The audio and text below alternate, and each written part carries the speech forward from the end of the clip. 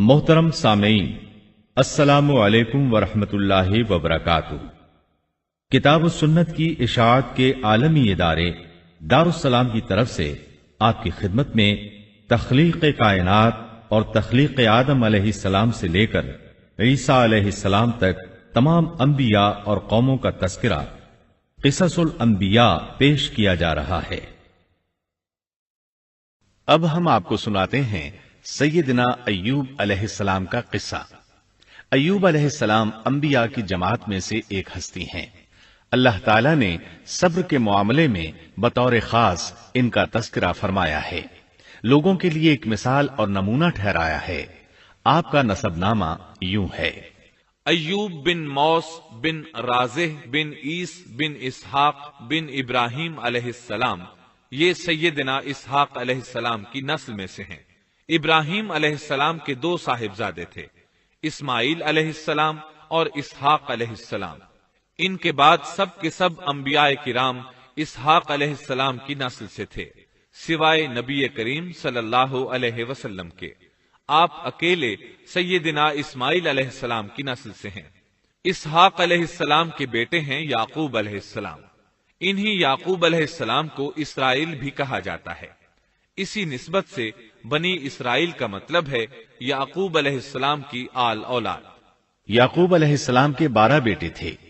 ان کے بیٹوں کو اسباط بھی کہتے ہیں۔ ان کا تذکرہ قرآن میں بھی آتا ہے۔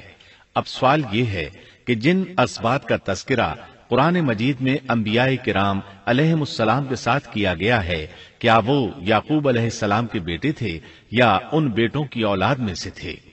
اکثر علماء کرام نے یہ اشارہ دیا ہے کہ اسباط لفظ سے جن انبیاء کرام علیہم السلام کی طرف اشارہ کیا گیا ہے وہ یعقوب علیہ السلام کے بیٹے نہیں ہیں، اس لیے کہ انہوں نے تو یوسف علیہ السلام کے قتل کی کوشش کی تھی، اپنے والد سے جھوٹ بولا تھا، ایسے اور بھی غلط کام کیے تھے، تو ان حرکات کے کرنے والے انبیاء نہیں ہو سکتے، جبکہ اسباط سے مراد وہ انبیاء کرام ہوں گے جو ان بیٹوں کی نسل سے آئے ہوں گے۔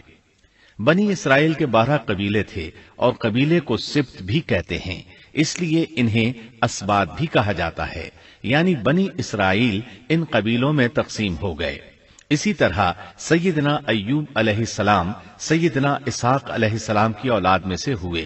سورہ انعام آیت 84 میں اللہ فرماتے ہیں: وَمِن ذُرِّيَّتِهِ دَاوُودَ وَسُلَيْمَانَ وَأَيُّوبَ وَيُوسُفَ وَمُوسَى وَهَارُونَ، اور اس کی اولاد میں سے داود اور سلیمان اور ایوب اور یوسف اور موسیٰ اور ہارون۔ تو یہ سب کے سب سیدنا ابراہیم علیہ السلام کی نسل سے تھے۔ ایوب علیہ السلام بھی اللہ تعالیٰ کے نبی اور رسول تھے۔ سورۃ النساء آیت 163 میں اللہ تعالیٰ فرماتے ہیں: إِنَّا أَوْحَيْنَا إِلَيْكَ كَمَا أَوْحَيْنَا إِلَىٰ إِبْرَاهِيمَ وَإِسْمَاعِيلَ وَإِسْحَاقَ وَيَعْقُوبَ وَالْأَسْبَاطِ وَعِيسَىٰ وَأَيُّوبَ وَيُونُسَ وَهَارُونَ وَسُلَيْمَانَ وَآتَيْنَا دَاوُودَ زَبُورًا۔ یقیناً ہم نے آپ کی طرف اسی طرح وحی کی ہے جیسا کہ نوح اور ان کے بعد والے نبیوں کی طرف کی، اور ہم نے وحی کی ابراہیم اور اسماعیل اور اسحاق اور یعقوب اور ان کی اولادوں پر، اور عیسیٰ اور ایوب اور یونس اور ہارون اور سلیمان کی طرف، اور ہم نے داود کو زبور عطا فرمائی۔ اللہ تعالیٰ نے ان سب انبیاء کرام علیہم السلام کی طرف وحی فرمائی، اور ایوب علیہ السلام بھی ان رسولوں میں سے ایک ہیں۔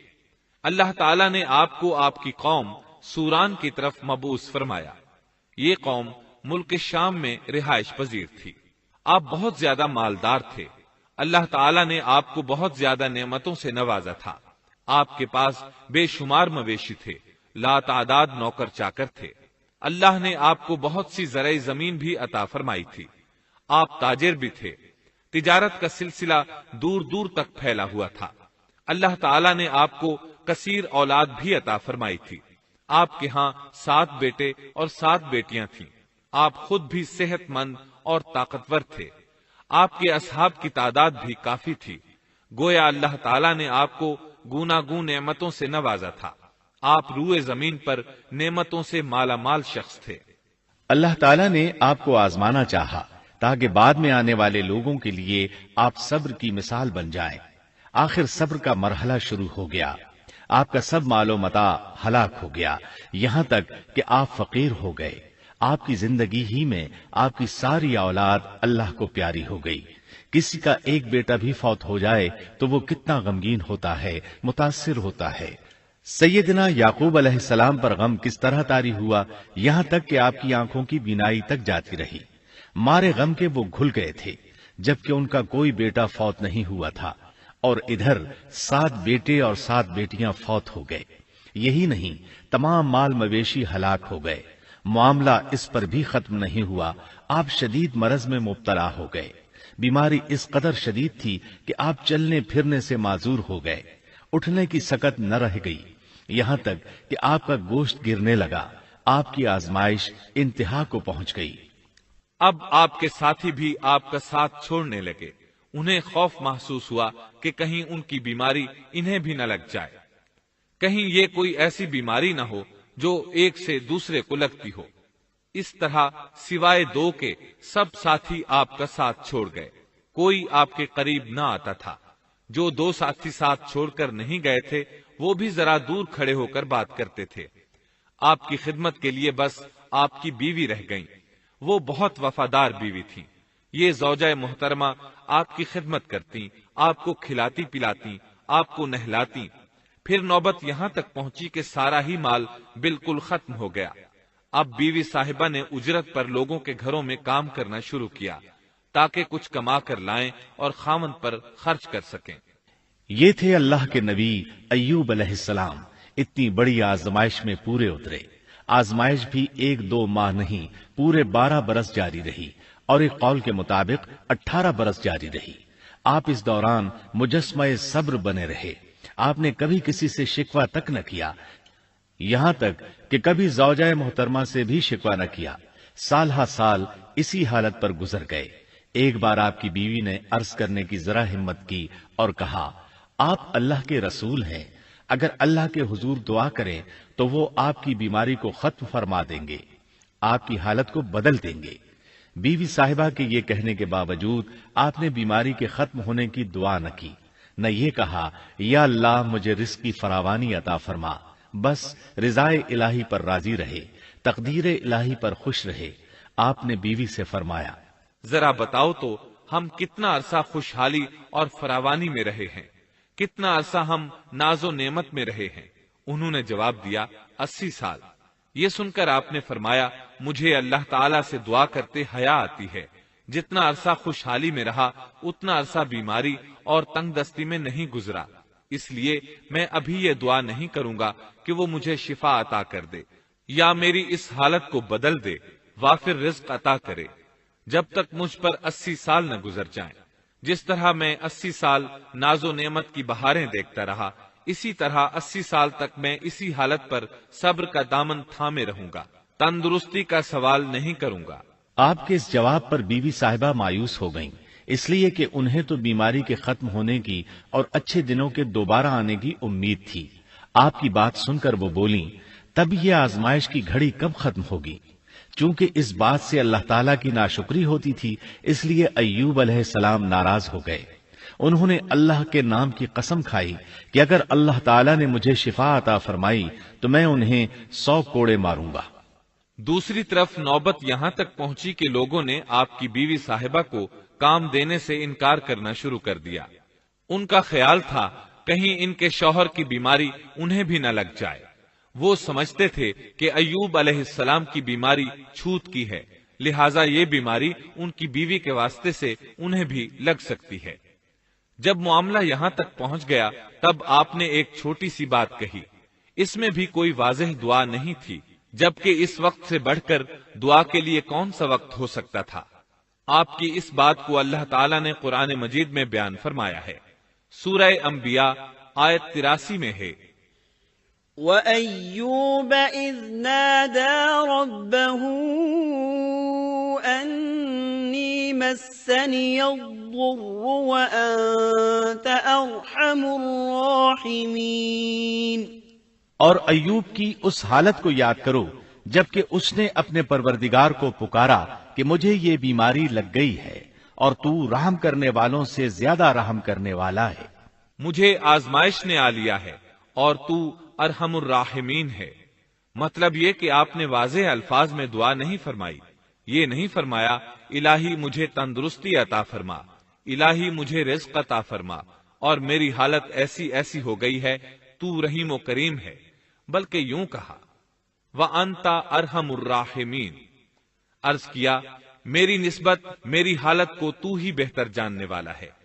اللہ تعالیٰ نے دوسری آیت میں آپ کی حالت کو اس طرح بیان کیا ہے۔ سورہ صاد آیت 41 میں اللہ تعالیٰ فرماتے ہیں وَاذْكُرْ عَبْدَنَا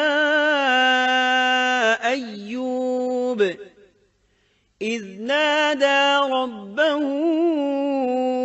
أَنِّي مَسَّنِيَ الشَّيْطَانُ بِنُصْبٍ وَعَذَابٍ۔ اور ہمارے بندے ایوب کا بھی ذکر کر جبکہ اس نے اپنے رب کو پکارا کہ مجھے شیطان نے رنج اور دکھ پہنچایا ہے۔ گویا آپ نے اس بیماری اور مصیبت کو اللہ تعالیٰ کی طرف منسوب نہیں فرمایا، بلکہ اللہ تعالیٰ کو اس سے مبرہ و پاک ٹھہرایا اور اسے شیطان کی طرف منسوب کیا۔ یوں نہیں کہا اللہ تو نے مجھے مصیبت میں ڈال دیا، بلکہ اس کو غیر اللہ یعنی شیطان کی جانب منسوب کیا۔ حدیث میں بھی اسی طرح آتا ہے وَالشَّرُّ لَيْسَ إِلَيْكَ، برائی تیری طرف سے نہیں ہے۔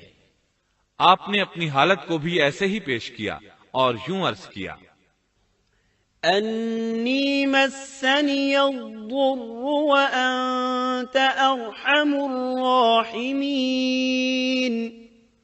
اللہ تعالیٰ نے آپ کی التجا کو اسی لمحے شرف قبولیت سے نوازا۔ کتنے ہی موقع ایسے آئے تھے کہ اس سے قبل بھی آپ دعا کر سکتے تھے اور وہ قبول ہو جاتی، لیکن آپ نے صبر کا دامن تھامے رکھا۔ اسی لیے مدتوں سے ضرب المثل چلی آ رہی ہے صبر ایوب۔ جب آپ نے اپنے پروردگار سے اس انداز میں دعا مانگی تو اللہ تعالیٰ نے ان سے آزمائش ختم کر دی۔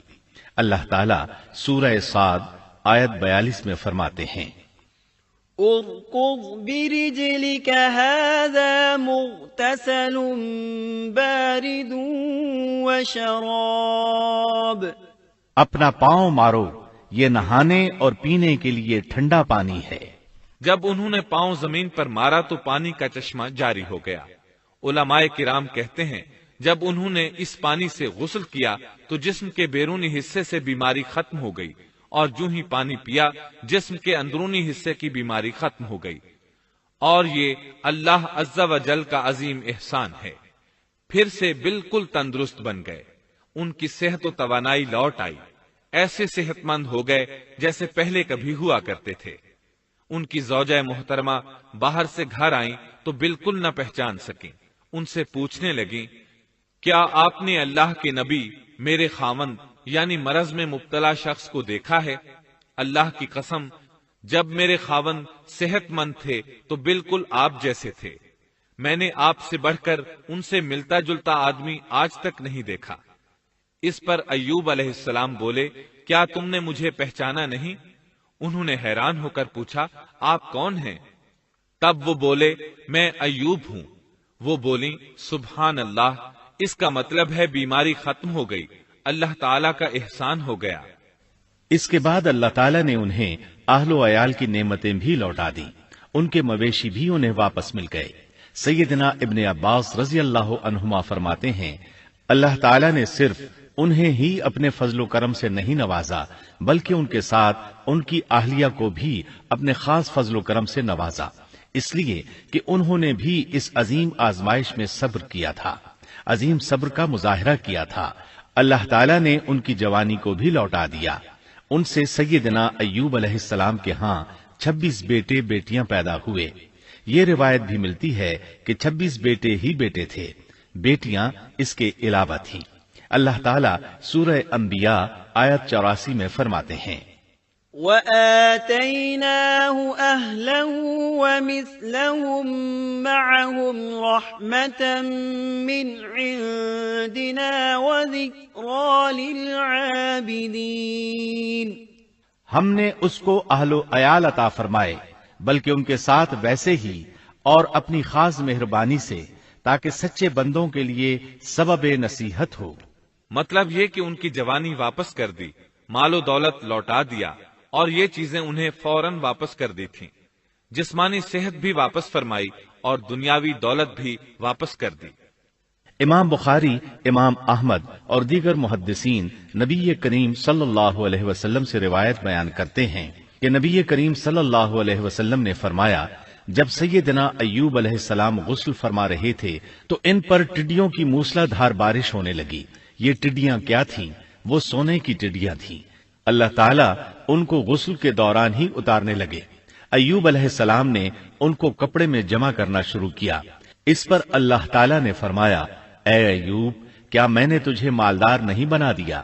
اس نئے نازل ہونے والے مال سے بے پرواہ نہیں بنا دیا؟ ایوب علیہ السلام نے عرض کیا، جی ہاں میرے پروردگار، لیکن میں آپ کی رحمت اور برکت سے تو بے پرواہ نہیں ہو سکتا۔ بلا یا رب ولكن لا غنى لي عن برکتک۔ ہاں اے رب، لیکن میں تیری برکت سے دور کیسے رہ سکتا ہوں؟ ان کا مال و دولت سب واپس مل گیا، اہل و عیال بھی مل گئے، صحت بھی پلٹ آئی۔ یہ سب اللہ کے خاص فضل و کرم سے تھا اور اس عظیم صبر کے صلے میں تھا جو انہوں نے کیا تھا۔ اللہ تعالیٰ نے ان کی اہلیہ محترمہ پر بھی نرمی فرمائی، جیسا کہ سورہ صاد آیت 44 میں فرماتے ہیں، وَخُذْ بِيَدِكَ ضِغْثًا۔ اور اپنے ہاتھ میں تنکوں کی ایک جھاڑو پکڑو۔ بالکل باریک تنکوں کی ایک جھاڑو لو، اس میں 100 تنکے ہوں، ان کو اکٹھا کر لو۔ اس کے بعد فرمایا، فَاضْرِب بِّهِ وَلَا تَحْنَثْ۔ جھاڑو سے اسے مار اور قسم کے خلاف نہ کر۔ مطلب یہ کہ ایوب علیہ السلام نے اپنی بیوی کو 100 کوڑے مارنے کی قسم کھائی تھی۔ اللہ نے یہ تدبیر سمجھائی کہ 100 تنکوں کا جھاڑو لے کر ایک بار انہیں مارو اور قسم پوری کرو، قسم کی خلاف ورزی نہ کرو۔ اس طرح آپ کی قسم بھی پوری ہو جائے گی اور بیوی کو بھی تکلیف نہیں پہنچے گی۔ تو اس طرح اللہ تعالیٰ نے ان کی زوجہ محترمہ پر خاص مہربانی فرمائی۔ اللہ سورہ انبیاء آیت 83 اور 84 میں فرماتے ہیں، وَأَيُّوبَ إِذْ نَادَى رَبَّهُ أَنِّي مَسَّنِيَ الضُّرُّ وَأَنْتَ أَرْحَمُ الرَّاحِمِينَ فَاسْتَجَبْنَا لَهُ فَكَشَفْنَا مَا بِهِ مِنْ ضُرٍّ وَآتَيْنَاهُ أَهْلَهُ وَمِثْلَهُمْ مَعَهُمْ رَحْمَةً مِّنْ عِنْدِنَا وَذِكْرَىٰ لِلْعَابِدِينَ۔ ایوب کی اس حالت کو یاد کرو جبکہ اس نے اپنے پروردگار کو پکارا کہ مجھے یہ بیماری لگ گئی ہے اور تو رحم کرنے والوں سے زیادہ رحم کرنے والا ہے۔ تو ہم نے ان کی سن لی اور جو دکھ انہیں تھا اسے دور کر دیا اور انہیں اہل و عیال عطا کر دیے، بلکہ ان کے ساتھ اپنی مہربانی سے ویسے ہی اور عطا کر دیے تاکہ سچے بندوں کے لیے نصیحت کا سبب ہو۔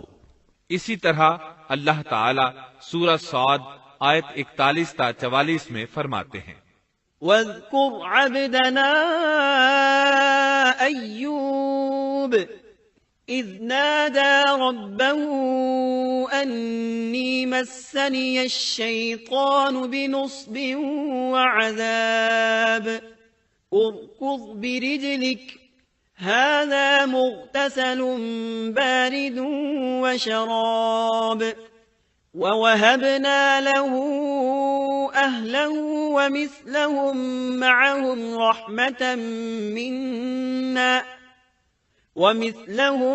مَّعَهُمْ رَحْمَةً مِّنَّا وَذِكْرَىٰ لِأُولِي الْأَلْبَابِ۔ وَخُذْ بِيَدِكَ ضِغْثًا فَاضْرِب بِّهِ وَلَا تَحْنَثْ إِنَّا وَجَدْنَاهُ صَابِرًا نِعْمَ الْعَبْدُ إِنَّهُ أَوَّابٌ۔ اور ہمارے بندے ایوب کا بھی ذکر کیجئے جب انہوں نے اپنے رب کو پکارا کہ مجھے شیطان نے رنج اور دکھ پہنچایا ہے، اپنا پاؤں مارو، یہ پینے اور نہانے کے لیے ٹھنڈا پانی ہے، اور ہم نے انہیں ان کا پورا کنبہ عطا فرمایا، بلکہ اس کے ساتھ اپنی خاص رحمت سے اور عقل مندوں کی نصیحت کے لیے اتنا ہی اور بھی عطا کر دیا۔ اور اپنے ہاتھ میں تنکوں کی ایک جھاڑو لے کر مار دیں اور قسم کے خلاف نہ کریں، سچ تو یہ ہے کہ ہم نے اسے بڑا صابر بندہ پایا، وہ بہت نیک تھے اور بہت ہی رغبت رکھنے والے تھے۔ یہ ذکر تھا سیدنا ایوب علیہ السلام کا جو اختتام کو پہنچا۔ اب ہم شروع کرتے ہیں یونس علیہ السلام کا قصہ۔ یونس علیہ السلام ایک عظیم اور کریم نبی تھے۔ ان کا قصہ قرآن کریم میں ایک انوکھا قصہ ہے۔ آپ کے والد کا نام متا تھا اور آپ سیدنا ابراہیم علیہ السلام کی نسل سے تھے۔ آپ کا ایک نام ذُنُّون بھی ہے، یعنی مچھلی والے۔ ان-نون کا مطلب ہے مچھلی۔ اسی طرح آپ کو صاحب الحوت بھی کہا جاتا ہے۔ اللہ تعالیٰ نے آپ کو ان سب ناموں سے پکارا ہے۔ آپ کو ایک عظیم بستی کی طرف مبعوث کیا گیا۔ اس بستی کا نام نینوا تھا۔ یہ عراق کے شمال میں واقع تھی، موصل کے بالمقابل تھی۔ ان دونوں کے درمیان دریائے دجلہ واقع تھا۔ موصل دریائے دجلہ کے کنارے واقع تھا، جبکہ اس کے بالکل سامنے نینوا کی بستی تھی۔ امام ابن کثیر رحمت اللہ علیہ نے نینوا کے بارے میں اور ان آثار و باقیات کے بارے میں لکھا ہے جو ان کے زمانے میں موجود تھیں۔ وہاں کچھ بت تھے جو اوندھے منہ گرے پڑے تھے۔ اللہ تبارک و تعالی نے یونس علیہ السلام کو نینوا کی طرف رسول بنا کر بھیجا۔ سورۃ الصافات آیت 139 میں ہے، وَإِنَّ يُونُسَ لَمِنَ الْمُرْسَلِينَ، اور بے شک یونس رسولوں میں سے تھے۔ آگے اللہ آیت 147 میں فرماتے ہیں، وَأَرْسَلْنَاهُ إِلَى 100,000 أَوْ يَزِيدُونَ، اور ہم نے اسے 100,000 بلکہ اور زیادہ آدمیوں کی طرف بھیجا۔ یعنی ان کی تعداد 100,000 سے زیادہ تھی۔ رہا یہ سوال کہ لاکھ سے کتنے زیادہ تھے، اکثر علماء کرام نے وضاحت کی ہے کہ وہ 100,000 سے قریباً 20,000 زیادہ تھے۔ اس طرح بستی والوں کی تعداد 1,20,000 تھی، اور یہ سب کے سب کفر پر تھے۔ یونس علیہ السلام انہیں سال ہر سال دعوت دیتے رہے، لیکن وہ اپنے کفر ہی پر ڈٹے رہے۔ پھر انہوں نے سیدنا یونس علیہ السلام پر ظلم و جبر شروع کر دیا، انہیں دھمکیاں دیں، مصائب و آلام سے دوچار کیا۔ مطلب یہ کہ جس طرح دوسرے انبیاء کرام کے ساتھ کیا گیا، ان کے ساتھ بھی وہی سلوک ہوا۔ آخر آپ نے اپنی قوم کو اللہ کے عذاب سے آگاہ کرتے ہوئے اعلان فرما دیا کہ فلاں دن تم پر عذاب آ جائے گا۔ پھر خود غصے کی حالت میں اس بستی سے نکل گئے، جبکہ اللہ تعالیٰ نے انہیں متعین دن کی مہلت دینے کی اجازت تو دی تھی، لیکن اس بستی سے نکل جانے کا حکم نہیں دیا تھا۔ جب آپ نے انہیں یہ مہلت سنائی تو خود غصے کی حالت میں بستی سے نکل گئے۔ سورہ انبیاء آیت 87 میں اللہ تعالیٰ فرماتے ہیں، وَذَا النُّونِ إِذ ذَهَبَ مُغَاضِبًا فَظَنَّ أَن لَّن نَّقْدِرَ عَلَيْهِ، مچھلی والے کو یاد کرو جبکہ وہ غصے سے چل دیا اور خیال کیا کہ ہم اسے نہ پکڑ سکیں گے۔ اس آیت کی تفسیر میں امام رازی رحمہ اللہ لکھتے ہیں، جس نے یہ گمان کیا کہ اللہ تعالیٰ اسے پکڑنے کی قدرت نہیں رکھتا، وہ آدمی کافر ہے۔ سیدنا امیر معاویہ رضی اللہ عنہ سے روایت ہے، انہوں نے سیدنا ابن عباس رضی اللہ عنہما سے کہا، آج رات قرآن کریم کی چند آیات کے معانی میں میں الجھ کر رہ گیا ہوں، مجھے کوئی راستہ سجھائی نہیں دے رہا کہ اس الجھن سے کس طرح نکلوں۔ مجھے بس آپ ایسے نظر آتے ہیں جو ان آیات کا مطلب بتا سکتے ہیں، کم از کم میں ان آیات کی تفسیر اور تعبیر نہیں سمجھ سکا۔ ابن عباس رضی اللہ عنہما نے پوچھا وہ کون سی آیات ہیں؟ سیدنا امیر معاویہ رضی اللہ عنہ کہنے لگے یونس علیہ السلام کا یہ خیال کرنا کہ اللہ تعالیٰ ان پر قدرت نہیں رکھتے، یہ سن کر سیدنا ابن عباس رضی اللہ عنہما نے فرمایا اس سے مراد یہ نہیں، یہ لفظ قدر یہاں تنگی کے معنی میں آیا ہے، قدرت اور طاقت رکھنے کے معنی میں نہیں۔ اللہ تعالیٰ نے قدر بمعنی تنگی اور قدر بمعنی قدرت دونوں کا استعمال کیا ہے۔ تنگی کے معنی کی مثال سورۃ الطلاق آیت نمبر 7 میں ہے، وَمَن قُدِرَ عَلَيْهِ رِزْقُهُ فَلْيُنْفِقْ مِمَّا آتَاهُ اللَّهُ، اور جس پر اس کے رزق کی تنگی کی گئی ہو اسے چاہیے کہ جو کچھ اللہ تعالیٰ نے اسے دے رکھا ہے اسی میں سے اپنی حیثیت کے مطابق دے۔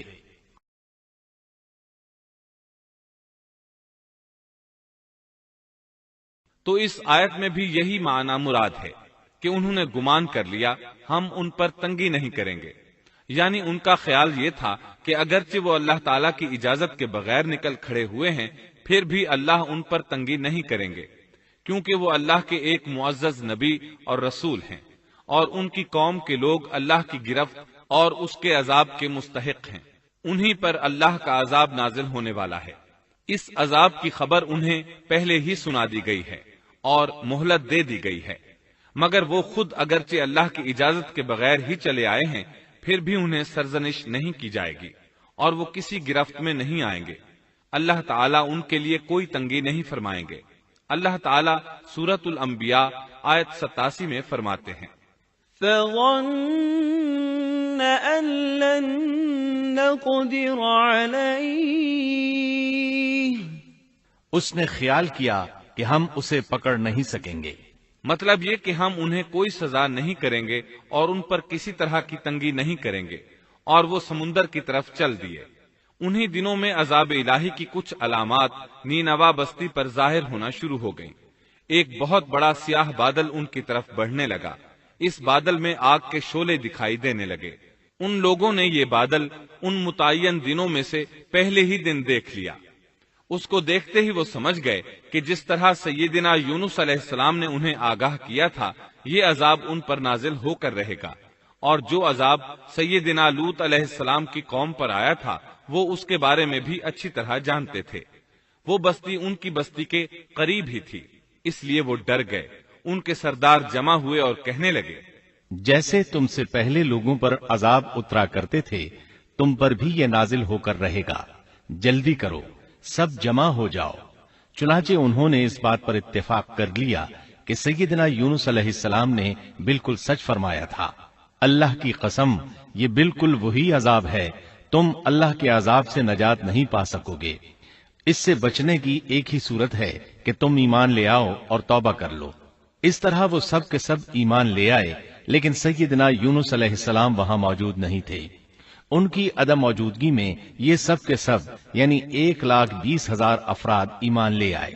انہوں نے پیوند لگے کپڑے پہنے اور اللہ کے حضور عاجزی، انکساری اور آہوزاری شروع کر دی، رونے لگے، اللہ سے بخشش مانگنے لگے، پھر اسی حالت زار میں باہر کھلے میدان کی طرف نکل آئے۔ ان کے سرداروں نے سب کو الگ الگ کر دیا، یہاں تک کہ ماں اور بیٹے کو بھی جدا کر دیا۔ سب اپنی اپنی جگہ پر یعنی ماں اپنی جگہ پر اور بیٹا اپنی جگہ پر آہوزاری کرنے لگے تاکہ ان پر اللہ تعالیٰ کی رحمت نازل ہو جائے۔ یہ عذاب 3 دن تک ان کے سروں پر منڈلاتا رہا، اور یہ بھی مسلسل آہوزاری کرتے رہے، اپنی عاجزی ظاہر کرتے رہے، معافیاں مانگتے رہے۔ آخر کار اللہ تعالیٰ نے ان پر رحم و کرم فرما دیا اور عذاب کو ان سے پھیر دیا۔ اللہ تعالیٰ سورہ یونس آیت 98 میں فرماتے ہیں، فلولا كانت قرية آمنت فنفعها إيمانها إلا قوم يونس، چنانچہ کوئی بستی ایمان نہ لائی کہ ایمان لانا اس کے لیے فائدہ مند ہوتا سوائے یونس کی قوم کے۔ مطلب یہ کہ سابقہ امتوں میں سے کسی کے بارے میں یہ سننے میں نہیں آیا کہ پوری قوم ایمان لے آئی ہو، تمام بستیوں میں ایک بھی بستی ایسی نہیں تھی، بس ایک یونس علیہ السلام کی قوم ایمان لے آئی۔ اللہ تعالیٰ سورہ یونس آیت 98 میں فرماتے ہیں، لما آمنوا كشفنا عنهم عذاب الخزي في الحياة الدنيا ومتعناهم إلى حين۔ جب وہ ایمان لے آئے تو ہم نے رسوائی کے عذاب کو دنیاوی زندگی میں ان پر سے ٹال دیا اور ان کو ایک وقت تک کے لیے زندگی سے فائدہ اٹھانے کا موقع دیا۔ مطلب یہ کہ ہم نے انہیں دنیاوی زندگی کا لطف اٹھانے کا موقع دیا۔ اب اس قوم پر قیامت کے دن تک عذاب نہیں اترے گا۔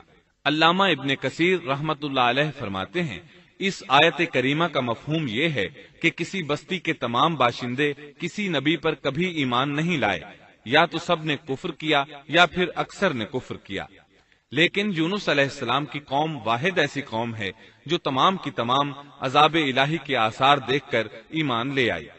سابقہ ادوار میں جتنی بھی بستیاں گزری ان میں اہل ایمان کے ساتھ یا تو کفار رہے ہیں یا ان میں منافقین بھی رہے ہیں، سوائے یونس علیہ السلام کی قوم کے وہ سب کے سب کافر تھے، پھر سب کے سب ایمان لے آئے۔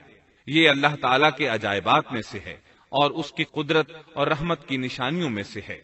اب دوسری طرف کی سنیے، یونس علیہ السلام کو کچھ معلوم نہیں تھا کہ ان کی قوم کے ساتھ کیا ہوا۔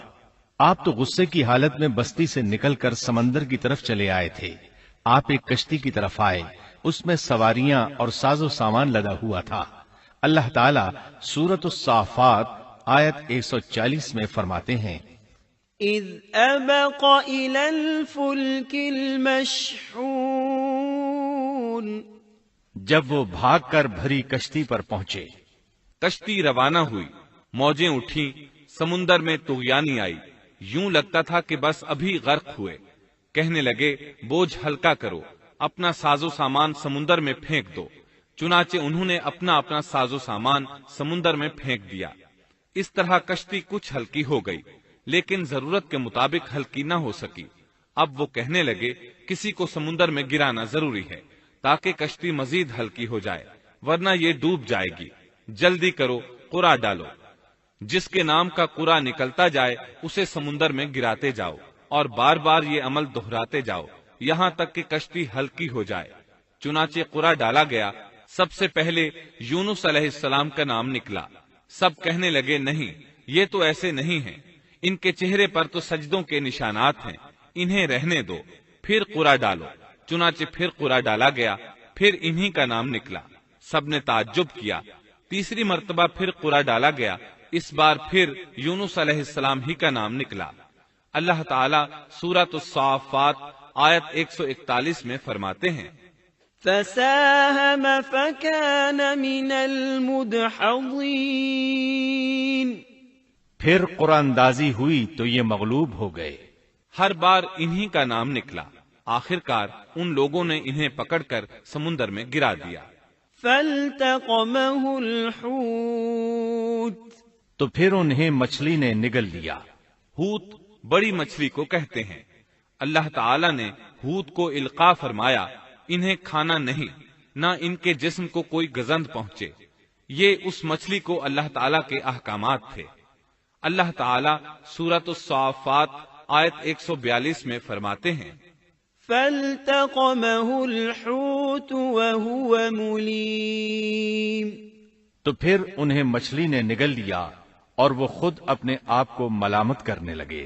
یعنی وہ سمجھ گئے کہ بار بار جو ان کا نام قرآن اندازی میں نکلتا رہا ہے تو وہی مقصود ہیں، چنانچہ خود کو ملامت کرنے لگے، اور یہ ملامت توبہ کی ابتدا ہے کہ انسان خود کو ملامت کرتا ہے۔ اب یونس علیہ السلام مچھلی کے پیٹ میں تھے۔ اللہ کی قدرت، آپ مچھلی کے پیٹ میں 3 دن تک رہے، بعض روایات میں 7 دن اور زیادہ سے زیادہ مدت 40 روز آئی ہے۔ آپ نے مچھلی کے پیٹ میں اللہ تعالیٰ کو پکارا۔ اللہ سورۃ الانبیاء آیت 87 میں فرماتے ہیں، فنادى في الظلمات،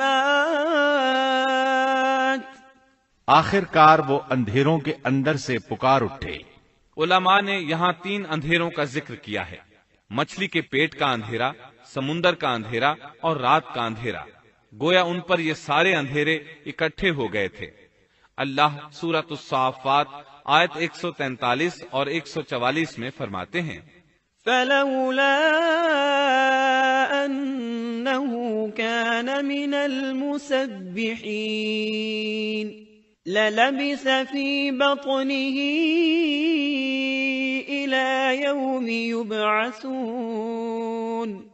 پس اگر یہ پاکی بیان کرنے والوں میں سے نہ ہوتے تو لوگوں کے اٹھائے جانے کے دن تک اس کے پیٹ ہی میں رہتے۔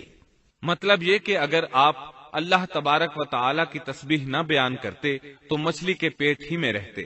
آپ نے دعا نہیں مانگی بلکہ اللہ عز و جل کی تسبیح بیان کی۔ روایات میں یوں بھی آتا ہے کہ جب مچھلی آپ کو سمندر کی اتھاہ گہرائی میں لے گئی تو آپ وہاں آبی مخلوقات کی تسبیحات کی آوازیں سننے لگے، گویا اللہ تعالی نے انہیں القاء فرمایا کہ آپ بھی تسبیح کریں۔ اللہ سورۃ الانبیاء آیت 87 میں فرماتے ہیں، فنادى في الظلمات أن لا إله إلا أنت سبحانك إني كنت من الظالمين۔ بالآخر وہ اندھیروں کے اندر سے پکار اٹھا کہ الہی تیرے سوا کوئی معبود نہیں، تو پاک ہے، بے شک میں ظالموں میں ہو گیا۔ چنانچہ یونس علیہ السلام نے اس تسبیح کے الفاظ کو یوں ادا فرمایا، لا إله إلا أنت سبحانك إني كنت من الظالمين۔ امام احمد، امام ترمذی، امام نسائی اور دیگر ائمہ رحمہم اللہ نے یہ حدیث نقل کی ہے کہ یونس علیہ السلام کی وہ دعا جو انہوں نے مچھلی کے پیٹ میں مانگی تھی وہ یہی ہے، لا إله إلا أنت سبحانك إني كنت من الظالمين۔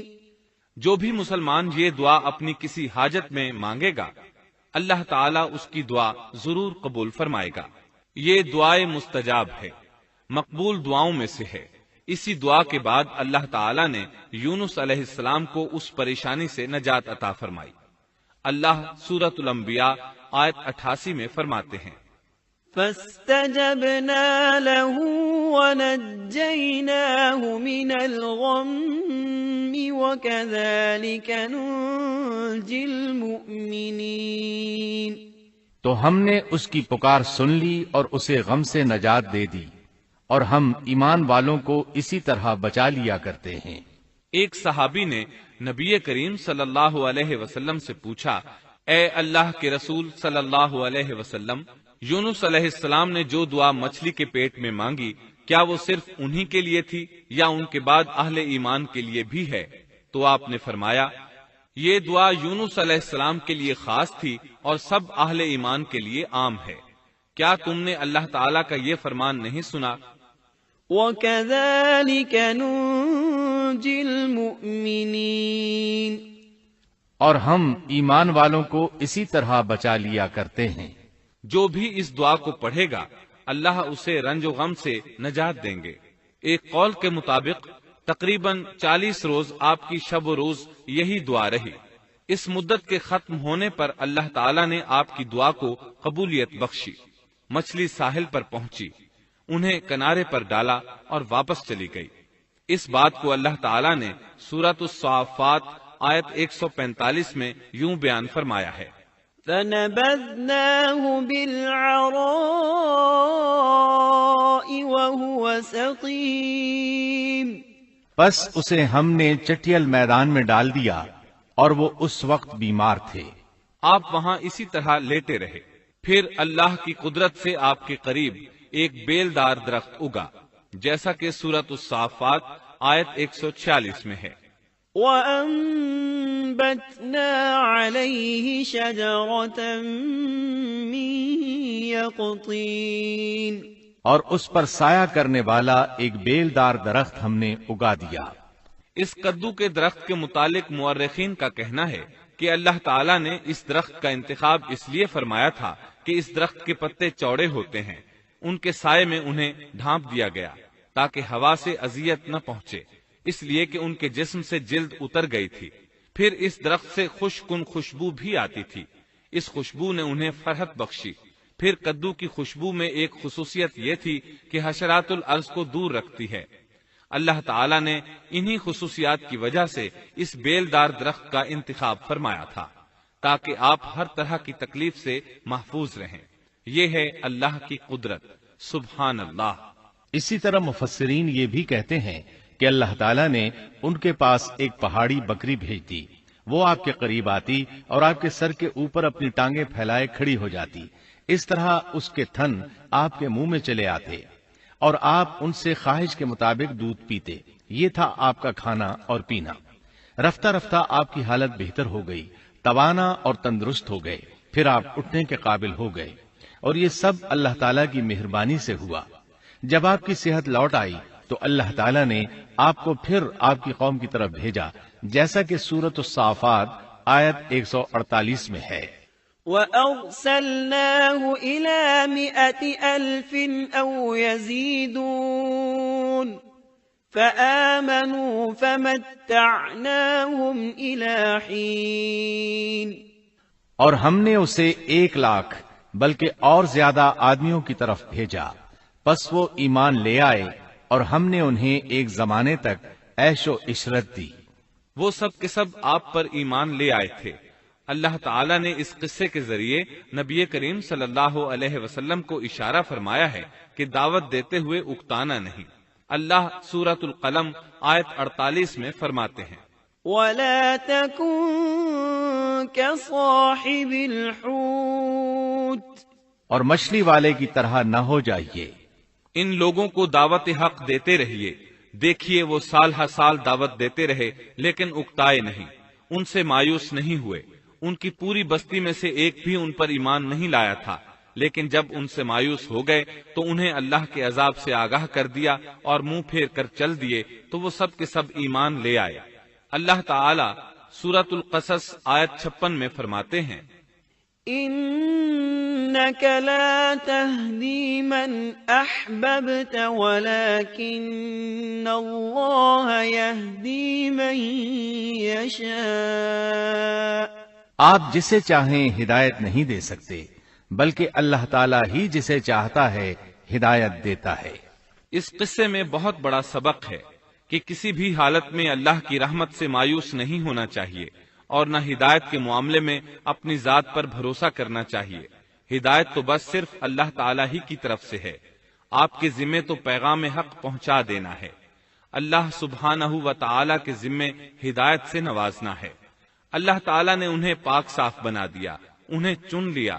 اللہ خود ہی سورۃ القلم آیت 50 میں وضاحت فرماتے ہیں، فاجتباه ربه فجعله من الصالحين۔ اسے اس کے رب نے پھر نوازا اور اسے نیک لوگوں میں کر دیا۔ امام مسلم نے ایک حدیث روایت کی ہے کہ نبی کریم صلی اللہ علیہ وسلم نے فرمایا، لا ينبغي لعبد أن يقول أنا خير من يونس بن متى۔ تم میں سے کوئی شخص ہرگز یہ نہ کہے کہ میں یعنی محمد یونس بن متا سے بہتر ہوں، یعنی یوں نہ کہے کہ میں سیدنا یونس علیہ السلام سے افضل ہوں۔ وہ اس طرح کہ وہ تو اپنی قوم کے ایمان لانے سے مایوس ہو گئے تھے اور میں مایوس نہیں ہوں، اس طرح بالکل نہ کہے، کیونکہ بالآخر اللہ تعالیٰ نے آپ کو چن لیا اور برگزیدہ بنا لیا اور صالحین میں داخل کر لیا۔ اس واقعے میں نبی کریم صلی اللہ علیہ وسلم کو جو ہدایت دی گئی ہے اس کا ذکر سورۃ القلم آیت 41 میں آتا ہے، فاصبر لحكم ربك ولا تكن كصاحب الحوت۔ پس تو اپنے رب کے حکم کا صبر سے انتظار کر اور مچھلی والے کی طرح نہ ہو جا۔ مطلب یہ کہ یونس علیہ السلام کی مانند نہ ہو جائیے جو اپنی قوم کے ایمان لانے سے مایوس ہو گئے تھے۔ یقیناً دین کی دعوت اور حق کے پرچار میں یہ بہت عظیم سبق ہے کہ دائی اللہ کو کبھی مایوس نہیں ہونا چاہیے۔ یونس علیہ السلام کا قصہ ختم ہوا اور اب ہم آپ کو سناتے ہیں ذوالکفل علیہ السلام کا قصہ۔ قرآن عزیز میں ذوالکفل علیہ السلام کا ذکر 2 سورتوں یعنی سورۃ الانبیاء اور سورہ صاد میں آیا ہے، لیکن دونوں سورتوں میں صرف نام مذکور ہے، مختصر و مفصل کسی قسم کے حالات کا کوئی تذکرہ نہیں ہے۔ سورۃ الانبیاء آیت 85 اور 86 میں اللہ تعالی فرماتے ہیں وَإِسْمَاعِيلَ وَإِدْرِيسَ وَذَا الْكِفْلِ كُلٌّ مِّنَ الصَّابِرِينَ وَأَدْخَلْنَاهُ فِي رَحْمَتِنَا إِنَّهُم مِّنَ الصَّالِحِينَ۔ اور اسماعیل اور ادریس اور ذوالکفل یہ سب صابر لوگ تھے، ہم نے انہیں اپنی رحمت میں داخل کر لیا، یہ سب لوگ نیک تھے۔ اللہ تعالیٰ سورہ صاد آیت 48 میں فرماتے ہیں وَاذْكُرْ إِسْمَاعِيلَ وَالْيَسَعَ وَذَا الْكِفْلِ وَكُلٌّ مِّنَ الْأَخْيَارِ۔ اسماعیل، یسع اور ذوالکفل کا بھی ذکر کر دیجئے، یہ سب بہترین لوگ تھے۔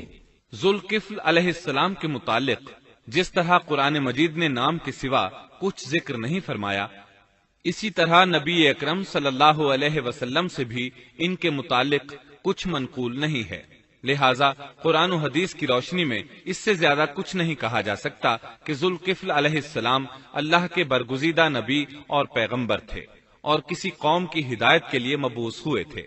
قرآن و سنت میں اس سے زیادہ سکوت ہے۔ باقی رہا سیر و تواریخ میں ان کا ذکر، تو کافی تفتیش و جستجو کے بعد بھی ہمیں اس سلسلے میں ایسی ٹھوس معلومات نہیں مل سکیں جن کے ذریعے سے ذوالکفل علیہ السلام کے حالات و واقعات پر مزید روشنی پڑ سکے۔ چنانچہ تورات بھی خاموش ہے اور اسلامی تاریخ بھی۔ البتہ ابن جریر رحمت اللہ علیہ نے مشہور مفسر تابعی مجاہد رحمت اللہ علیہ سے ان کے متعلق ایک قصہ نقل کیا ہے۔ اسی طرح امام ابن ابی حاتم نے اسی قصے کے قریب کچھ آثار عبداللہ بن عباس اور ابو موسیٰ اشعری رضی اللہ عنہم سے نقل فرمائے ہیں۔ یہ طویل روایات ہیں۔ ان میں ہے کہ ابن عباس اور ابو موسیٰ اشعری رضی اللہ عنہم فرماتے ہیں کہ ذوالکفل نبی نہیں تھے بلکہ وہ ایک نیک اور صالح آدمی تھے، لیکن ایک تو یہ روایات سند کے اعتبار سے ضعیف ہیں، دوسرا یہ کہ ابن عباس اور ابو موسیٰ رضی اللہ عنہم جیسے جلیل القدر صحابہ اور مجاہد رحمت اللہ علیہ جیسے عظیم تابعی سے یہ ناممکن ہے کہ وہ ذوالکفل علیہ السلام کے متعلق یہ فرمائے کہ وہ نبی نہیں بلکہ ایک نیک مرد تھے۔ شاہ عبد القادر رحمت اللہ علیہ کا موقف ہے کہ ذوالکفل ایوب علیہ السلام کے بیٹے تھے اور انہوں نے اللہ کی خاطر کسی آدمی کی ضمانت دی تھی جس کی پاداش میں ان کو کئی برس قید کی تکالیف برداشت کرنا پڑی۔ چنانچہ شاہ صاحب اپنی تفسیر موضح القرآن میں لکھتے ہیں کہ ذوالکفل ایوب علیہ السلام کے بیٹے تھے، ایک شخص کے ضامن ہو کر کئی برس قید رہے اور اللہ کی خاطر یہ مشقت سہی۔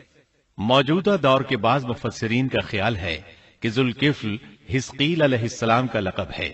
ایک دوسرے مفسر کی عجیب و غریب رائے یہ ہے کہ ذوالکفل گوتم بدھ کا لقب ہے، کیونکہ اس کے دارالسلطنت کا نام کفل تھا جس کا معرب کفل ہے، اور عربی میں ذو صاحب اور مالک کے لیے آتا ہے، اور صاحب مال کے لیے ذو مال اور مالک شہر کے لیے ذو بلد کے الفاظ کثرت سے استعمال ہوتے ہیں، لہذا یہاں بھی کفل کے مالک و بادشاہ کو ذوالکفل کہا گیا ہے۔ اس مفسر نے یہ بھی دعویٰ کیا ہے کہ گوتم بدھ کی اصل تعلیم توحید اور حقیقی اسلام ہی کی تعلیم تھی، مگر اس کی موجودہ صورت دوسرے ادیان کی طرح محرف اور مسخ شدہ ہے، لیکن یہ اقوال قیاس و آراء سے زیادہ تاریخی حیثیت سے کوئی وقت نہیں رکھتے۔ ہم اس تعصب کے قائل نہیں ہیں کہ اگر صحیح تاریخ سے یہ ثابت ہو جائے کہ قرآن نے جن انبیاء کے صرف نام ذکر کیے ہیں ان کا مصداق فلاں برگزیدہ ہستی ہے، اور اس کا انکار صرف اس لیے کر دیا جائے کہ اس سے پہلے چونکہ ایسی بات کسی نے نہیں کہی اس لیے یہ قابل رد ہے۔ یقیناً ہم اس حقیقت کو تسلیم کرتے ہیں کہ تاریخی حقائق کی جستجو کا باب بند نہیں ہوا، اور آئے دن نئی نئی تحقیقات سامنے آ رہی ہیں اور جدید انکشافات ہو رہے ہیں، بلکہ ان کے ذریعے قرآن مجید اور احادیث رسول کے بیان کردہ واقعات کی تصدیق ہوتی چلی جا رہی ہے۔ ملحد و بے دین لوگ ان کا انکار اس لیے کرتے اور کرتے آ رہے ہیں کہ تاریخ اور فلسفہ ان کا ساتھ نہیں دیتے، لیکن اگر قرآن کریم کی بیان کردہ کسی ہستی کے متعلق مزید انکشافات روشنی میں آئیں تو ہمارے لیے انکار کا باعث نہیں بلکہ مخالفین پر مزید حجت اور دلیل ہیں۔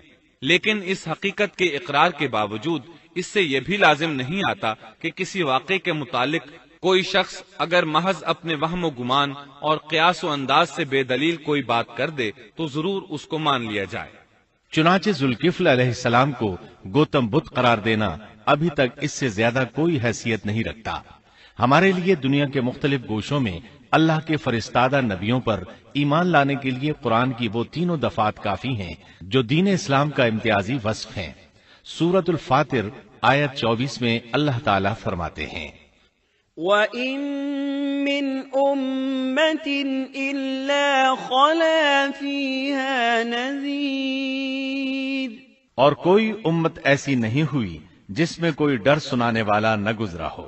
سورۃ المومن آیت 78 میں اللہ تعالیٰ فرماتے ہیں، مِّنْهُم مَّن قَصَصْنَا عَلَيْكَ وَمِنْهُم مَّن لَّمْ نَقْصُصْ عَلَيْكَ، بعض انبیاء کے واقعات ہم آپ کو بیان کر چکے ہیں اور ان میں سے بعض کے قصے تو ہم نے آپ کو بیان ہی نہیں کیے۔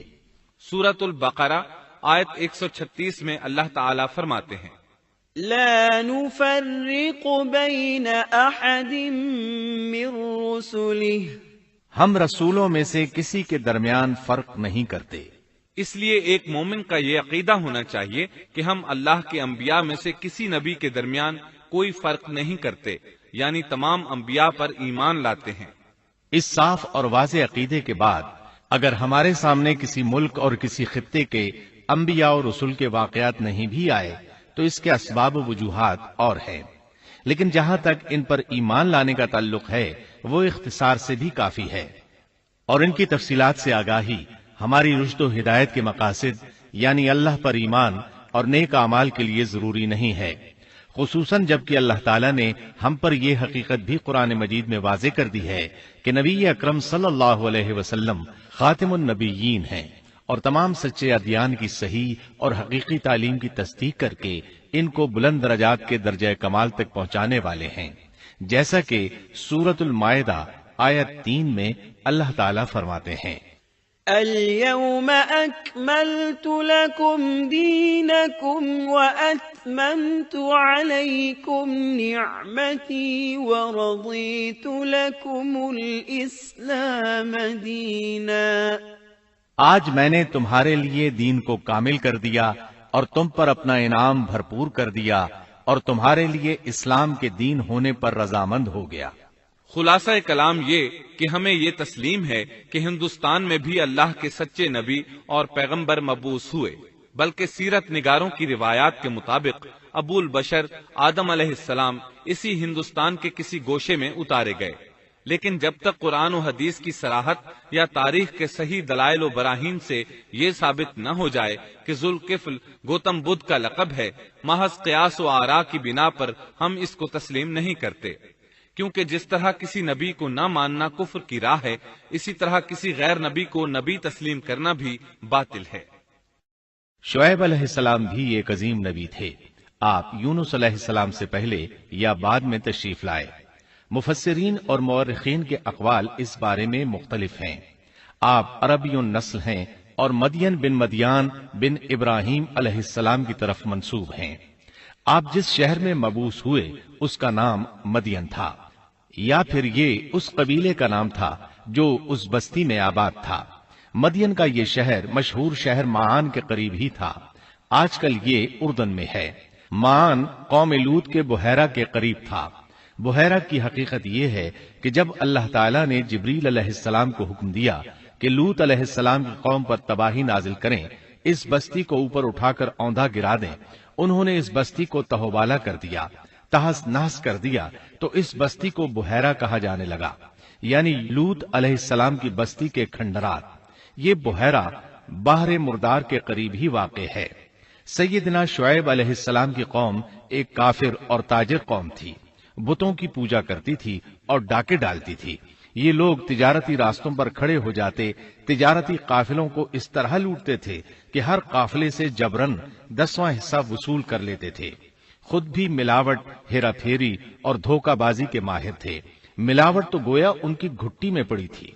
تمام انبیاء کرام علیہم السلام کی ذمہ داری ہوتی ہے کہ لوگوں کو خالص اللہ کی عبادت کی طرف بلائیں، درست اعمال اور صحیح عقائد کی طرف ان کی رہنمائی کریں۔ اس کے ساتھ یہ بھی ان کی ذمہ داری ہوتی ہے کہ اہم معاشرتی، اقتصادی اور سیاسی امور کی بھی رہنمائی کریں۔ حقیقت یہ ہے کہ تمام انبیاء کرام کا طریقہ یہی تھا کہ جہاں کہیں قوم میں کوئی ٹیڑھا پن دیکھتے اس کی اصلاح فرمانے کی کوشش کرتے، عبادت اور عقیدے کی اصلاح کرنے کے ساتھ ساتھ دوسری خرابیوں کا بھی سامنا کرتے جو اس قوم میں پائی جاتی تھی۔ اہل مدین میں ملاوٹ کا رجحان سب سے بڑھ کر تھا، ماپ تول میں کمی کرتے تھے۔ اس کے ساتھ اس قوم میں درختوں کی عبادت کرنے کا رجحان بھی پایا جاتا تھا، وہ درختوں کے پجاری تھے۔ اسی لیے اللہ تعالیٰ نے سورۃ الحجر آیت 78 میں فرمایا ہے، وَإِن كَانَ أَصْحَابُ الْأَيْكَةِ لَظَالِمِينَ، اور بے شک ایکا والے بھی بڑے ظالم تھے۔ اسی طرح سورۃ الشعراء آیت 176 میں باری تعالیٰ فرماتے ہیں، كَذَّبَ أَصْحَابُ الْأَيْكَةِ الْمُرْسَلِينَ، ایکا والوں نے بھی رسولوں کو جھٹلایا۔ اس قوم نے تو صرف شعیب علیہ السلام کی تکذیب کی تھی، پھر اللہ تعالیٰ نے رسولوں کی تکذیب کیوں فرمایا؟ اس کا جواب یہ ہے کہ ایک رسول اور نبی کی تکذیب تمام انبیاء کرام کی تکذیب ہے، کیونکہ سب انبیاء کرام کی دعوت ایک ہے، سب کے سب ایک ہی دعوت دیتے رہے ہیں، سب کا ایک ہی اعلان تھا، أَنِ اعْبُدُوا اللَّهَ وَاتَّقُوهُ وَأَطِيعُونِ، تم اللہ کی عبادت کرو اور اسی سے ڈرو اور میرا کہنا مانو۔ یہ تھی تمام انبیاء کرام کی دعوت۔ اللہ سورۃ الاعراف آیت 59 میں فرماتے ہیں، اعبدوا اللہ ما لکم من الہ غیرہ، تم اللہ کی عبادت کرو، اس کے سوا تمہارا کوئی معبود نہیں۔ مطلب یہ کہ تمام انبیاء کی دعوت ایک ہی تھی۔ اب جو آدمی صرف ایک نبی کو جھٹلاتا ہے، اس کی تعلیمات سے کفر کرتا ہے، تو گویا وہ سب کو جھٹلاتا ہے، سبھی کی تعلیمات سے انکار کرتا ہے۔ یہی وجہ ہے کہ اللہ تعالیٰ نے فرمایا، ایکا والوں نے رسولوں کو جھٹلایا، باوجود اس کے کہ انہوں نے صرف ایک رسول کو جھٹلایا تھا۔ شعیب علیہ السلام نے قوم کو دعوت دینی شروع کی۔ اللہ تعالیٰ سورہ اعراف آیت 85 میں فرماتے ہیں، وَإِلَى مَدْيَنَ أَخَاهُمْ شُعَيْبًا قَالَ يَا قَوْمِ اعْبُدُوا اللَّهَ مَا لَكُمْ مِنْ إِلَٰهٍ غَيْرُهُ قَدْ جَاءَتْكُمْ بَيِّنَةٌ مِّن رَّبِّكُمْ، اور ہم نے مدین کی طرف ان کے بھائی شعیب کو بھیجا، انہوں نے فرمایا، اے میری قوم، تم اللہ کی عبادت کرو، اس کے سوا تمہارا کوئی معبود نہیں، تمہارے پاس تمہارے پروردگار کی طرف سے واضح دلیل آ چکی ہے۔ سب کے سب انبیاء کرام معجزات کے ساتھ تشریف لائے ہیں۔ اگر معجزات نہ ہوتے تو لوگوں کو کیسے پہچان ہوتی کہ وہ حق پر ہیں؟ معجزات نہ ہوتے تو ہم ایک سچے نبی اور نبوت کے جھوٹے مدعی کے درمیان فرق کیسے کر سکتے تھے؟ نبی برحق تو معجزات لے کر آتا ہے، دنیا میں کوئی نبی ایسا نہیں آیا جو معجزات لے کر نہ آیا ہو۔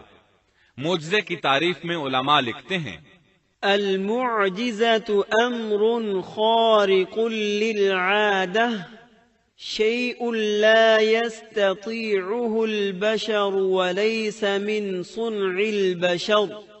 معجزہ اس خلاف عادت امر کو کہتے ہیں جو انسانوں کی طاقت سے بالا ہو اور اس میں کسی آدمی کا عمل دخل نہ ہو، یعنی جس کو پیش کرنے سے انسان عاجز ہوں۔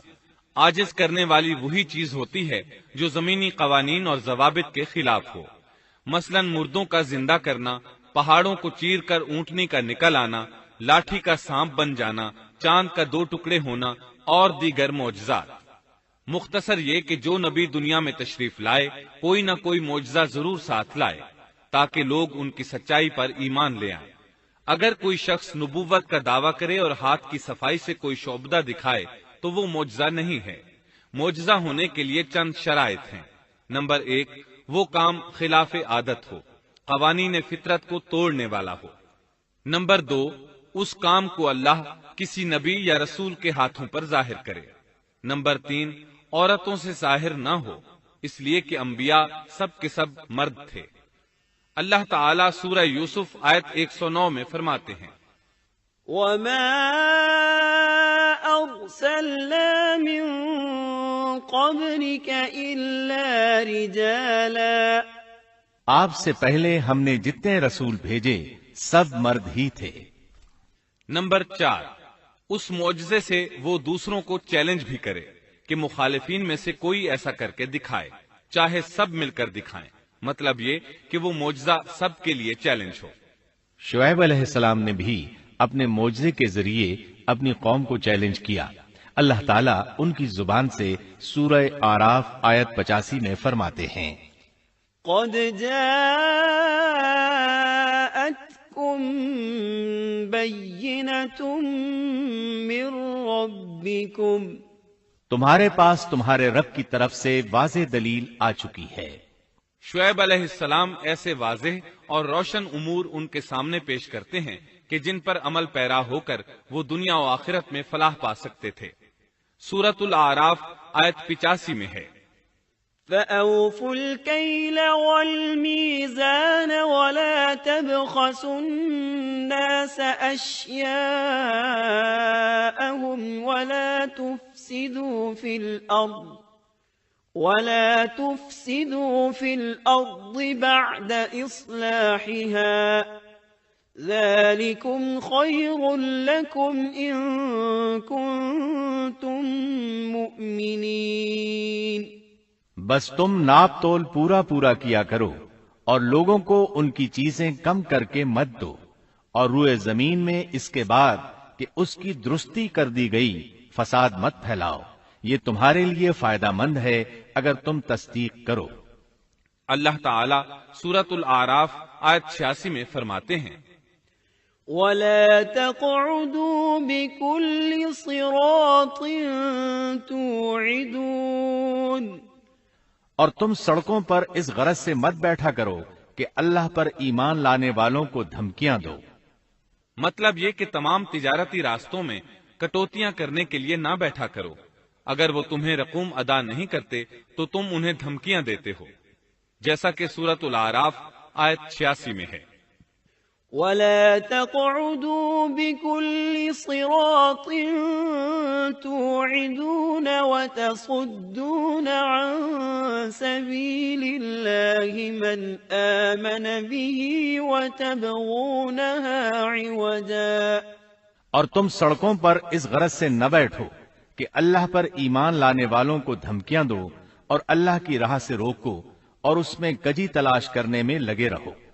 اللہ تعالیٰ سورۃ الاعراف آیت 86 میں فرماتے ہیں، وَاذْكُرُوا إِذْ كُنتُمْ قَلِيلًا فَكَثَّرَكُمْ، اور اس حالت کو یاد کرو جبکہ تم کم تھے پھر اللہ نے تمہیں زیادہ کر دیا۔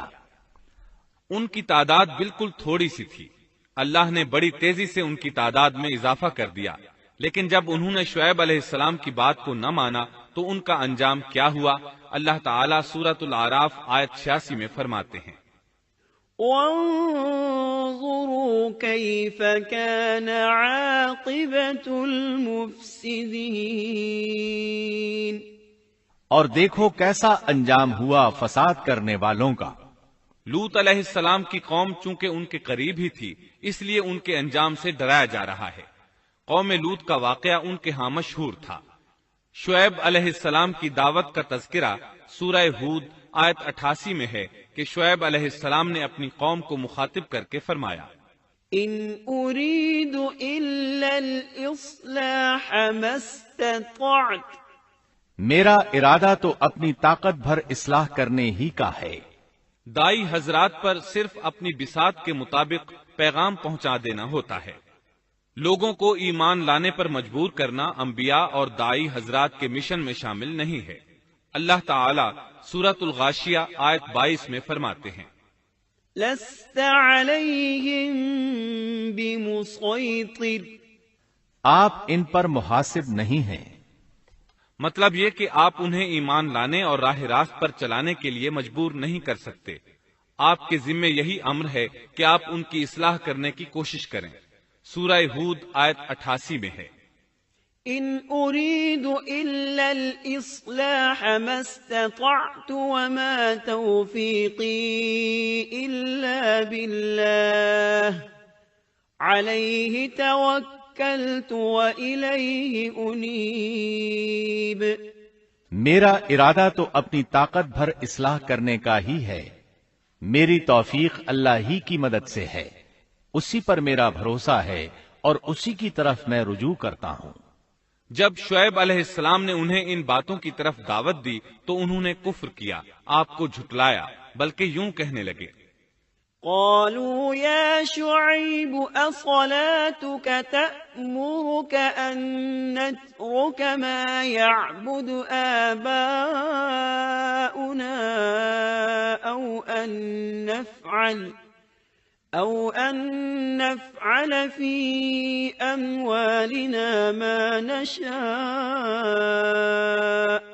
انہوں نے جواب دیا کہ اے شعیب، کیا تیری نماز تجھے یہی حکم دیتی ہے کہ ہم اپنے باپ دادوں کے معبودوں کو چھوڑ دیں اور ہم اپنے مالوں میں جو کچھ چاہیں اس کا کرنا بھی چھوڑ دیں؟ آج بھی بعض لوگوں کا یہی حال ہے، وہ سمجھتے ہیں دین کا مطلب ہے مسجدوں کی حد تک عبادت کر لو، سیاسی اور معاشرتی زندگی میں دین کی کوئی ضرورت نہیں سمجھتے، ان معاملات کو دین سے الگ چیز تصور کرتے ہیں، کہتے ہیں بس جی یہ تو دنیا کے مشاغل ہیں۔ یہی حال تھا شعیب علیہ السلام کی قوم کا۔ سورہ ہود آیت 87 کے آخر میں ہے، إنك لأنت الحليم الرشيد۔ تو بڑا ہی باوقار اور نیک چلن آدمی ہے۔ مطلب یہ کہ انہوں نے مذاق کے انداز میں ان سے کہا، تو بڑا عقل مند ہے، کیوں ناراض ہوتا ہے؟ سیدنا ابن عباس رضی اللہ عنہما سے روایت ہے کہ وہ یہ بات ان سے مذاق کے انداز میں کہتے تھے، ان کی تعریف نہیں کرتے تھے۔ پھر شعیب علیہ السلام نے ان الفاظ میں سمجھایا، وَيَا قَوْمِ لَا يَجْرِمَنَّكُمْ شِقَاقِي أَن يُصِيبَكُم مِّثْلُ مَا أَصَابَ قَوْمَ نُوحٍ أَوْ قَوْمَ هُودٍ أَوْ قَوْمَ صَالِحٍ وَمَا قَوْمُ لُوطٍ مِّنكُم بِبَعِيدٍ۔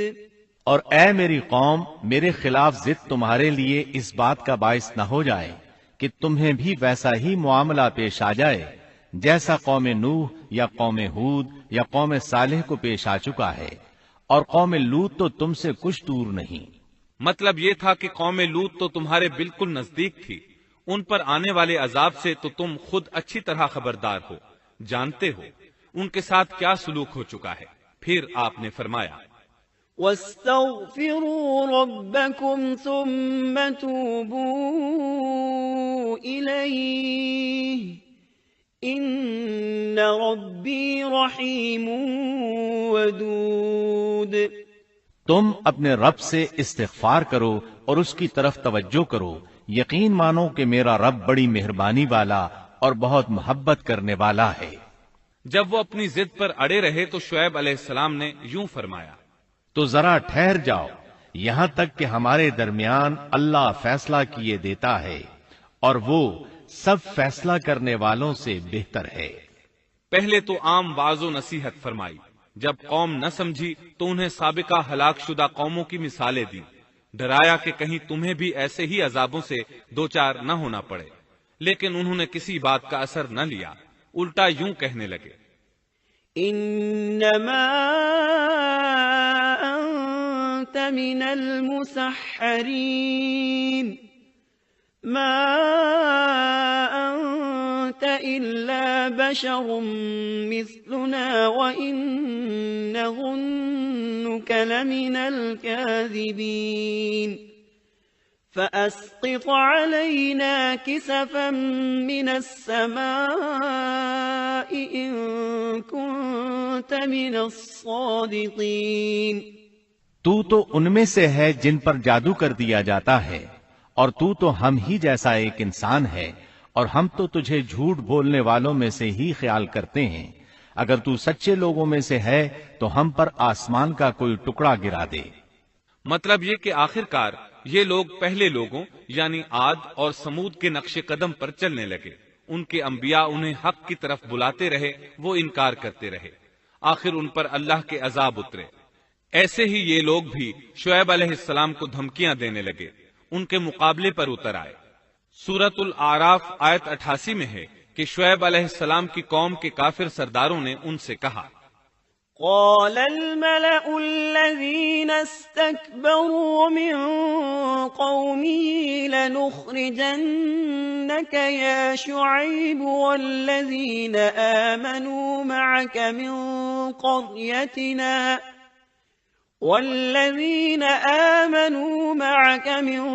قريتنا أو لتعودن في ملتنا قال أولو كنا كارهين۔ ان کی قوم کے متکبر سرداروں نے کہا، اے شعیب، ہم آپ کو اور جو آپ کے ہمراہ ایمان والے ہیں انہیں اپنی بستی سے نکال دیں گے، یا یہ کہ تم ہمارے مذہب میں پھر آ جاؤ۔ شعیب نے جواب دیا، کیا ہم تمہارے مذہب میں آ جائیں؟ گو ہم اس کو مکروہ ہی سمجھتے ہوں۔ قوم کے سردار تکبر کرتے ہوئے مزید کہنے لگے کہ اگر تو اپنی دعوت پر اڑا رہا تو ہم تجھے مدین سے نکال دیں گے۔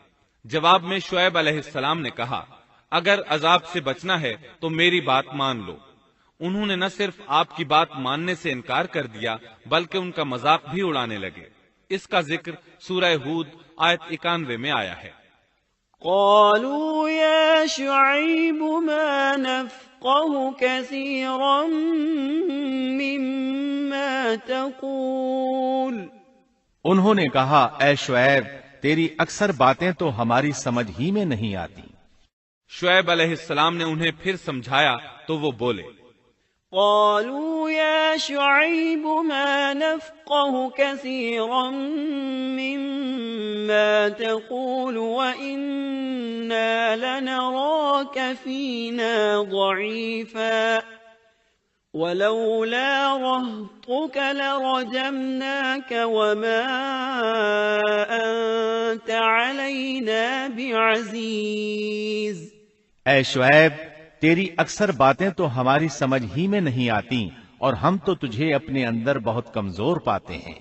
اگر تیرے قبیلے کا خیال نہ ہوتا تو ہم تجھے سنسار کر دیتے، اور ہم پر تمہارا دباؤ تو ہے ہی نہیں۔ اس پر آپ نے فرمایا، یا قوم ارہطی اعز علیکم من اللہ۔ اے میری قوم کے لوگو، کیا تمہارے نزدیک میرے قبیلے کے لوگ اللہ سے بھی زیادہ عزت والے ہیں؟ مطلب یہ کہ تم میری قوم قبیلے سے تو ڈرتے ہو لیکن اللہ تعالیٰ کا تمہیں کچھ بھی ڈر نہیں۔ اس موقع پر انہوں نے اپنی قوم کو یوں خبردار کیا، وَيَا قَوْمِ اعْمَلُوا عَلَى مَكَانَتِكُمْ إِنِّي عَامِلٌ سَوْفَ تَعْلَمُونَ مَن يَأْتِيهِ عَذَابٌ يُخْزِيهِ وَمَنْ هُوَ كَاذِبٌ وَارْتَقِبُوا إِنِّي مَعَكُمْ رَقِيبٌ۔ اے میری قوم، اب تم اپنی جگہ عمل کیے جاؤ، میں بھی عمل کر رہا ہوں۔ بہت جلد تمہیں معلوم ہو جائے گا کہ کس کے پاس وہ عذاب آتا ہے جو اسے رسوا کر دے اور کون ہے جو جھوٹا ہے۔ تم بھی انتظار کرو، میں بھی تمہارے ساتھ انتظار کرتا ہوں۔ پھر آپ نے دعا فرمائی، اے اللہ، میرے اور میری قوم کے درمیان فیصلہ کر دے۔ ادھر قوم کے لوگ انہیں بستی سے نکالنے اور سنسار کرنے کی دھمکیاں دینے لگے۔ آپ کی دعا کے الفاظ سورہ آراف آیت 99 میں آئے ہیں۔ ربنا افتح بيننا وبين قومنا بالحق وأنت خير الفاتحين۔ اے ہمارے پروردگار، ہمارے اور ہماری قوم کے درمیان حق کے موافق فیصلہ کر دے، اور تو سب سے اچھا فیصلہ کرنے والا ہے۔ آخر کار فیصلے کی گھڑی آ پہنچی۔ اللہ تعالیٰ نے سیدنا شعیب علیہ السلام اور ان پر ایمان لانے والوں کو نجات عطا فرمائی، اور ان کی قوم پر عجیب و غریب عذاب نازل ہونا شروع ہوا، اور عذاب صرف ایک ہی قسم کا نہیں تھا، کئی نوعیتوں اور شکلوں میں آیا۔ اللہ سبحانہ و تعالی ہمیں اپنی قدرت کی نشانیاں دکھاتے ہیں کہ قوم عاد کس طرح تند و تیز ہواؤں سے تباہ کی گئی، جبکہ شعیب علیہ السلام کی قوم کو اس کے بالکل برعکس عذاب دیا گیا۔ اللہ تعالیٰ نے ہوا کو روک لیا، حالت ایسی ہو گئی کہ ہوا بالکل نہ چلی، گرمی اور حرارت تیز ہو گئی۔ پھر اللہ تعالیٰ نے بستی سے باہر ایک بادل بھیجا، اس کے نیچے سایہ تھا، بچے، بوڑھے، جوان اور عورتیں سبھی اس سائے میں جگہ پانے کے لیے بھاگے تاکہ گرمی سے بچ سکیں۔ آخر بادل کے نیچے پہنچ کر بیٹھ گئے۔ جو ہی سب وہاں پہنچ کر بیٹھے، ان کے نیچے کی زمین ہلنے لگی، ہچکولے کھانے لگی، یہاں تک کہ زلزلہ شروع ہو گیا، سب گھٹنوں کے بل گرتے چلے گئے۔ اسی وقت جبریل علیہ السلام تشریف لائے اور ایسی زوردار چیخ ماری کہ اس چیخ کی شدت کی تاب نہ لاتے ہوئے سب کے سب وہیں ڈھیر ہو گئے۔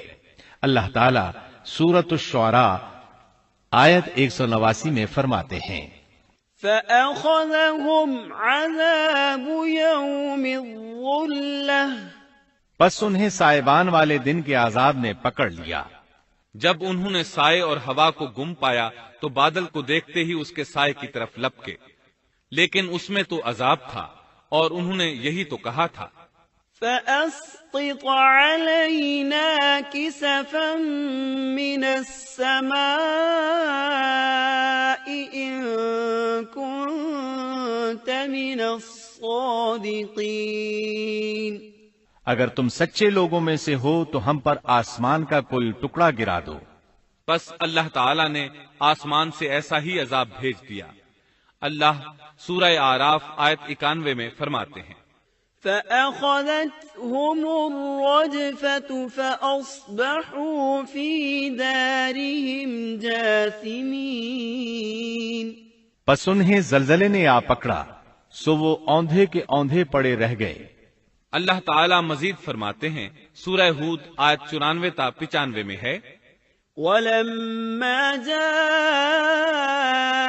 أَمْرُنَا نَجَّيْنَا شُعَيْبًا وَالَّذِينَ آمَنُوا مَعَهُ بِرَحْمَةٍ مِّنَّا وَأَخَذَتِ الَّذِينَ ظَلَمُوا الصَّيْحَةُ فَأَصْبَحُوا فِي دِيَارِهِمْ جَاثِمِينَ كَأَن لَّمْ يَغْنَوْا فِيهَا أَلَا بُعْدًا لِّمَدْيَنَ كَمَا بَعِدَتْ ثَمُودُ۔ جب ہمارا عذاب آ پہنچا، ہم نے شعیب کو اور ان کے ساتھ تمام مسلمانوں کو اپنی خاص رحمت سے نجات بخشی، اور ظالموں کو سخت چنگھاڑ نے آ پکڑا جس سے وہ اپنے گھروں میں اوندھے پڑے رہ گئے، گویا کہ وہ ان گھروں میں کبھی بسے ہی نہ تھے۔ آگاہ رہو، مدین والوں کے لیے بھی ویسی ہی پھٹکار ہے جیسی پھٹکار سمود پر پڑی۔ شعیب علیہ السلام اور ان پر ایمان لانے والے ان لوگوں سے دور کھڑے تھے، وہ ان کی طرف حسرت بھری نگاہوں سے دیکھ رہے تھے۔